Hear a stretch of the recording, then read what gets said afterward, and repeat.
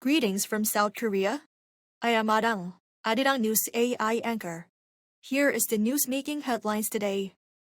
President Lee Jae-myung will embark on a week-long trip this weekend to India and Vietnam. National Security Advisor Ri Song-nang made the announcement on Thursday. The South Korean president will meet Indian Prime Minister Narendra Modi next Monday for talks on cooperation in shipbuilding, AI, and the defense industry. He will then head to Hanoi and meet with Vietnamese President Tu Lam on Wednesday. Cooperation on energy and supply chains is high on the agenda amid global uncertainties. During his state visits to the two nations, President Lee will also meet business leaders.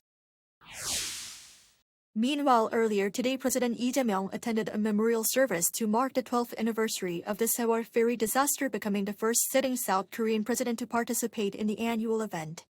Speaking at the service in Ansan City, Gyeonggi-do Province, he linked the state's priority to the protection of its people and pledged to build a country that will serve this purpose. Over 300 people, mostly students from Danon High School in Ansan City, lost their lives when the ferry capsized off the country's southwestern coast on April 16, 2014. Overloading and delayed rescue efforts have been cited as key factors behind the scale of the disaster.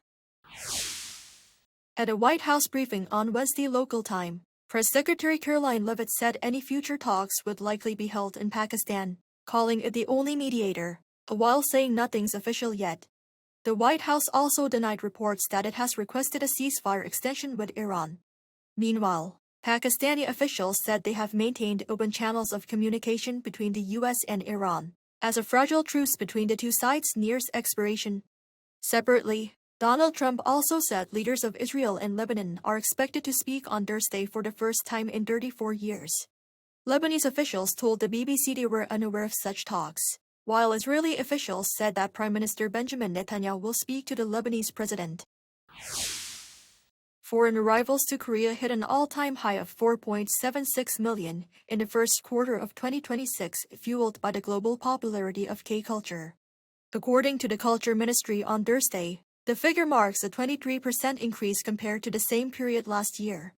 Chinese tourists accounted for the largest share with 1.45 million visitors, followed by Japan, while arrivals from Taiwan surged by 37.7%, marking the highest growth rate among major markets. The cruise tourism sector also showed a clear recovery, with the number of cruise ships entering ports such as Jeju, Busan, and Incheon rising by 52.9% year-on-year. BLACKPINK's Jennie is on Time Magazine's 100 Most Influential People of 2026. And she's the only South Korean on the list this year. Featured in the artist category, Jennie was introduced by Grammy-nominated singer Gracie Abrams, who called her star, praising the magic at her core. The compliment follows a record-breaking 2025, during which Jennie became the first female K-pop solo artist to land 3 tracks on the Billboard Hot 100. At the same time with her solo album Ruby. That is all from me today. Thank you for watching.